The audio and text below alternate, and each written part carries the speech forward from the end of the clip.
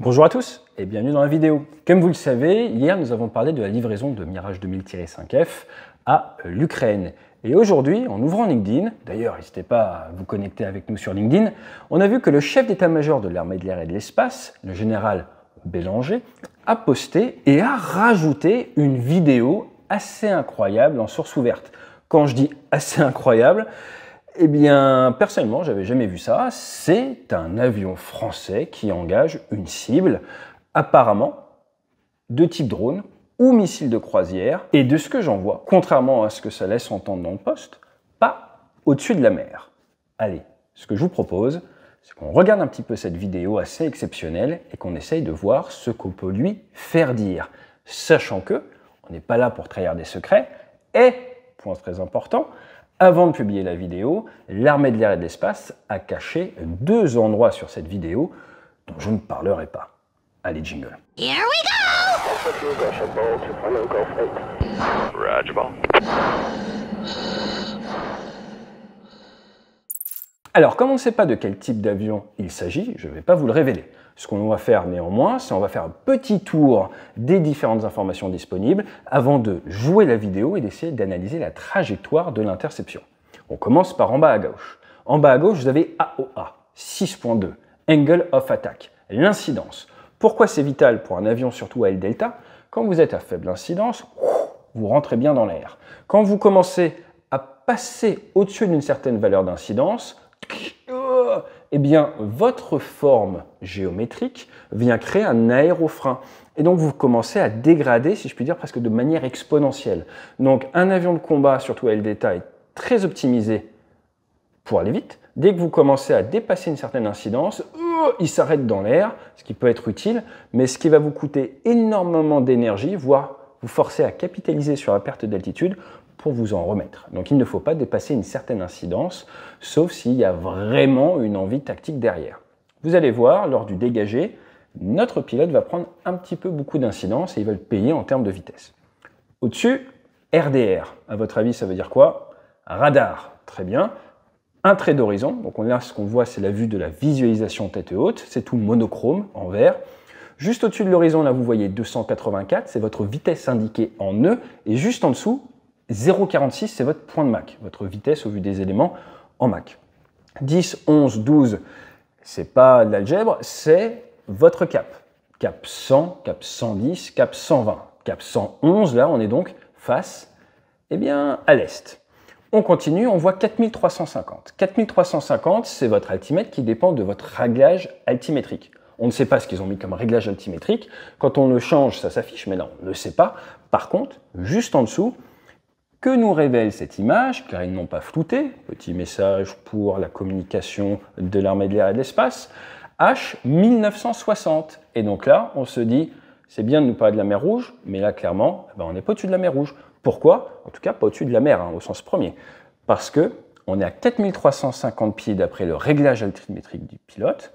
Or, la radiosonde, qui vous donne votre hauteur instantanée par rapport à ce qui est en dessous, est de 1960 pieds. Vous avez 2350 pieds d'écart, ce qui est quand même pas rien, et ce qui est peu probable au-dessus de la mer, même avec un réglage altimétrique qui vient d'assez loin. Ça nous amène donc à croire que nous sommes au-dessus de la Terre, dans une zone que je ne connais pas et sur laquelle je ne veux pas aller dans cette vidéo. Ce que l'on voit également, c'est un 10 000 avec des infos à côté, ça c'est de la sécurité des vols, j'en parle pas. 14 NM, 14 nautique, du point 73. En dessous, le G1, c'est force G, ça vous donne votre facteur de charge instantané. Vous allez voir qu'avant le tir, on va être à 1.4 G, ce qui n'est pas grand-chose pour un chasseur. On peut monter à 5, 6, 7, 8. Mais vous ne pourrez pas aller à 8 ou 9 G si vous commencez à 284 nœuds. Le facteur de charge a besoin d'une certaine énergie. Donc là, si à 284 nœuds, vous tirez à fond sur le manche, il ne va pas vous donner 11 G, il ne faut pas rêver. Ensuite, derrière, ce que l'on voit, c'est au niveau de l'élément central, vous voyez ces petits traits, c'est tous les 5 degrés. 5 degrés nez bas, 10 degrés nez bas, 15 degrés nez bas. Et donc ça va vous permettre de savoir si vous avez une tendance de l'avion qui est vers le bas ou vers le haut grâce à votre vecteur vitesse. Le vecteur vitesse, c'est ce rond, aile gauche, aile droite, dérive, qui vient bouger et que vous pilotez grâce à votre système inertiel et un ordinateur qui va vous permettre de savoir en fait où va l'avion. Donc là, si vous mettez votre vecteur vitesse 6 degrés sous l'horizon, vous allez descendre avec une certaine vitesse verticale qui dépend tout simplement de votre vitesse en nœud qu'on voit en haut à gauche. Donc ça, c'est très très utile. Ce qui est très malin chez Dassault, c'est que si c'est né vers le bas, ces traits, c'est des pointillés. Si c'est né vers le haut, c'est constant. Ça vous aide à vous y retrouver si vous êtes un petit peu désorienté. Voilà ce qu'on peut dire. La croix en bas à droite, c'est par rapport à votre référence de devant l'avion, où se trouve ce que votre système embarqué a accroché.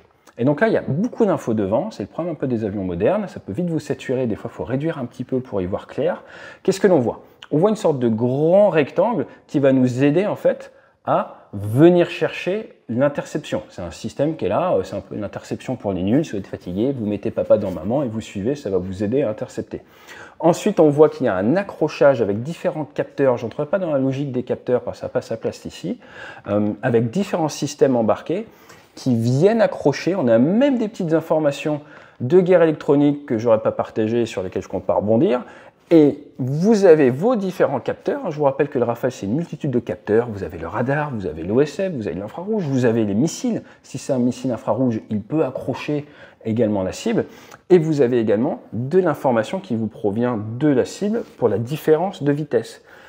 Pas mal d'informations ont été cachées, notamment en termes de distance, pour éviter qu'on puisse calculer les distances d'engagement. Néanmoins, n'importe quel service de renseignement étranger va s'amuser à calculer le temps de vol du missile jusqu'à l'impact pour savoir à quelle distance la cible a été touchée, ce qui, d'un point de vue tactique, ne va pas leur apporter grand-chose, faut être franc.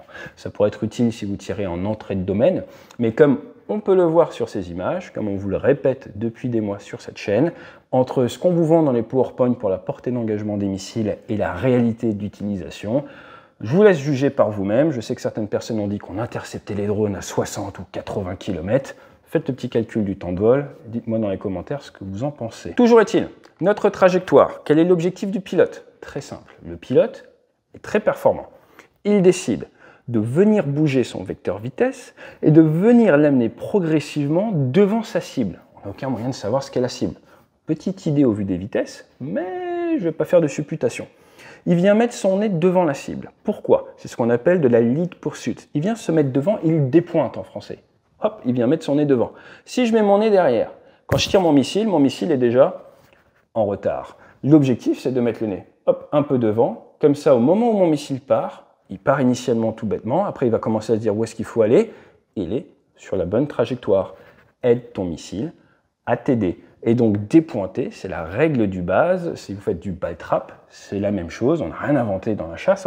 C'est exactement pareil. Si vous visez au niveau de votre cible en ball trap, vous allez passer derrière. Si vous dépointez, vous aidez votre missile à vous aider.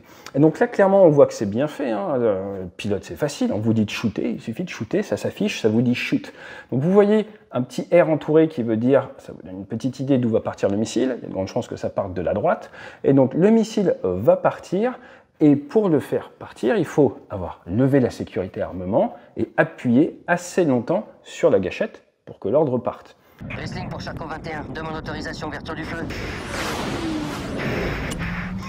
Stand-by, Charcot 21. On voit qu'au moment où on donne l'ordre, ça vient entourer le carré shoot et ça permet au missile d'aller sur sa cible. Donc point très intéressant, regardons les vitesses. On est à 280 nœuds, 7 degrés d'incidence, 1,3 G. 2-3 petites informations de guerre électronique qui traînent.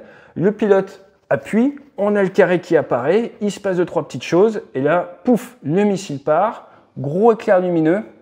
Allez, minute sécurité des vols.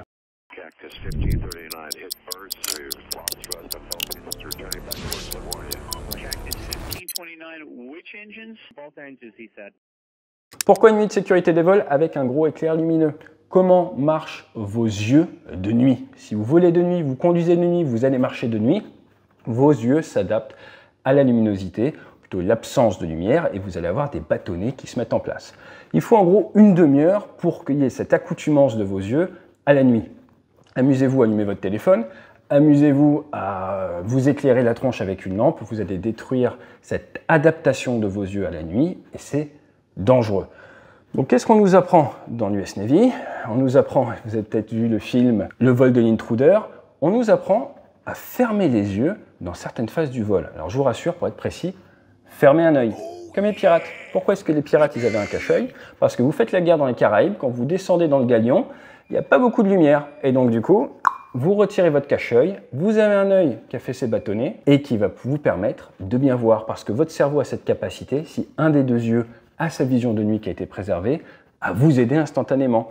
Donc quand vous avez un départ missile comme ça, que fait le bon chasseur? Il ferme un œil, comme ça, il n'est pas gêné. Une fois que l'explosion a eu lieu, il rouvre son deuxième œil et récupère instantanément une bonne vision de nuit. J'ai pas besoin de torche, je suis Nick Talop. Je le savais bien que t'étais une... Mais non, Nick. Allez, c'était la Minute SV.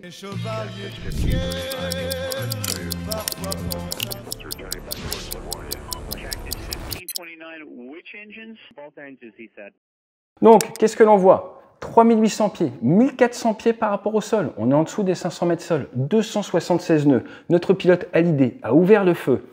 Très bien, ça va vers l'objectif. Maintenant, qu'est-ce qu'il faut faire? Taillot, taillot. On s'en va, on évite. On ne veut pas se prendre des restes de la cible. Et là, c'est là où ça va faire mal d'avoir une aile delta. On est à basse vitesse. Vous voyez, quand on est au cap 135, là, on a encore les chevrons qui veulent dire que les gaz, ils sont plutôt sur l'arrière, on est en perte d'énergie. Eh bien, il va falloir du temps pour redemander l'énergie au réacteur. Et donc, le pilote va d'abord faire sa manœuvre d'évitement avant de demander la pleine puissance. Et là, il va demander la post-combustion pour que l'avion accélère. Pourquoi? Eh bien parce que 280 nœuds en basse altitude, c'est pas confort du tout en avion de chasse. Vous êtes beaucoup plus à l'aise à 350, 400 nœuds. Et imaginons, c'est un bimoteur, si là il perd un moteur à 270 nœuds, c'est quand même pas facile de faire ce qu'il y a à faire. Donc on aime bien normalement à basse altitude garder un maximum d'énergie, un maximum de vitesse parce que ça vous laisse des portes ouvertes. Vous allez voir, l'avion va dégrader extrêmement vite. Il a tiré, il renverse vers la gauche, on passe à 1380 pieds sol, 276 nœuds et pouf! Forcément, il y a un peu de stress, il y a un peu d'adrénaline, il y a un peu d'énergie, ça tire sur le manche. Regardez le G, 2,2 G, 2,8 G, ça commence 2,8 G. Et obligatoirement, qu'est-ce qui se passe au niveau de l'incidence? 17,2 degrés, regardez ce que ça donne au niveau de la vitesse. Instantanément, de 272, pouf, pouf, pouf, la vitesse va commencer à s'effondrer. Donc là, on ne sait pas ce qu'il a fait avec ses gaz, il y a de grandes chances qu'il soit déjà plein gaz, mais c'est, vous avez demandé la puissance, il faut attendre un tout petit peu. Et là, pendant ce temps-là, on est à 1350 pieds sol, on a 262 nœuds, on est à 3G1, on est à 18 degrés d'incidence, et c'est clairement pas une situation d'avenir d'aller chasser des choses à basse altitude. Donc, ce qui est très intéressant dans cette vidéo, c'est de voir que aller chasser à basse altitude de nuit n'est pas un sport de masse, et que si on regarde à mon époque, les textes de loi, on n'était pas censé se mettre dans ces situations-là. Maintenant, l'aviation, ça évolue, les textes de loi ont forcément évolué, l'entraînement va forcément évoluer, mais ne pensez pas que à 60 km, on accroche un drone, une cible ou un missile de croisière, on appuie sur le bouton et c'est magnifique. Cette image nous montre que cela demande un grand niveau de professionnalisme de la part des opérateurs qui doivent aller de nuit faire cette chasse. Donc là, ça continue à descendre. On est toujours à 3G, il est en train de s'éloigner de la cible. 19 degrés d'incidence, 250 nœuds, 247 nœuds. Pour ceux qui ont fait du chasseur, du pointu, je sais qu'il y a les anciens militaires parmi vous, regardez, on est à 1420 pieds de nuit. Il a fait 40 degrés par la gauche, on est à 242 nœuds, et là, heureusement, ça pousse comme bestiaux. Vous voyez arriver le double chevron au-dessus du vecteur vitesse, ça veut dire, t'inquiète pas, Safran a pensé à tout, et tu as la poussée qui arrive derrière, il va pouvoir s'éloigner du sol, et ça va accélérer. Mais ce que je veux vraiment que vous reteniez, c'est cette phase, avec ces ailes delta, on ne sait pas si c'est comme avion, mais avec ces ailes delta, le renversement, vous avez vu la vitesse à laquelle ça monte en incidence, à laquelle on perd l'énergie, et ces quelques secondes peuvent vous coûter très cher. Donc là, il y a une très bonne discipline de la part du pilote, qui arrive avec un bilan énergétique quand même du bon côté de la force au début, 280 nœuds, mais imaginez un jeune pilote qui fait la même, qui est mal briefé, qui arrive à 240 nœuds, ou qui veut être à la même vitesse que la cible qui l'intercepte, on peut rapidement se mettre au tas. Et si ça vous intéresse, sur la chaîne, on pourrait étudier le cas d'un F-16 de la Air National Guard qui a voulu faire le beau et intercepter un avion léger qui était en circuit d'attente. Et accrochez-vous bien, à peu près aux mêmes altitudes, 1500 pieds sol, en faisant une interception 2 jours, par beau temps, en dehors de son cadre légal, ce pilote de F-16 s'est retrouvé à perdre le contrôle de son avion et a dû s'éjecter. En définitive, ce que cette vidéo nous permet de voir, eh bien, c'est que pas un sport de masse d'aller chasser des choses en basse altitude de nuit, que ces images ne nous proviennent pas d'au-dessus de la mer, car il y a une incohérence entre l'altimètre et la radiosonde, et pas besoin d'être bac plus 25 en chasse pour s'en rendre compte, que l'armée a décidé de flouter certains endroits, j'en ai pas parlé, et ensuite le gros danger de ces montées en incidence, Et donc, on peut le dire, un avion de combat moderne, fait pour se battre plutôt à haute altitude, plutôt au-dessus de Mach 09, a ses petits talons d'Achille à basse altitude. Je suis pas sûr que partager cette vidéo fasse très peur aux outils. En tout cas, elle nous permet d'en savoir un petit peu plus sur les qualités professionnelles des hommes et des femmes qui composent nos forces armées. Si vous avez des questions, n'hésitez pas à me les mettre en commentaire juste en dessous. À bientôt, pourquoi pas, sur LinkedIn ou sinon dans votre entreprise pour parler sécurité, leadership ou followership. Nous n'avons pas les communications radio et comme vous le savez sur cette chaîne, on estime que c'est très bien comme ça. Je suis déjà plus qu'étonné que cette vidéo ait été autorisée à sortir. Allez, fly safe!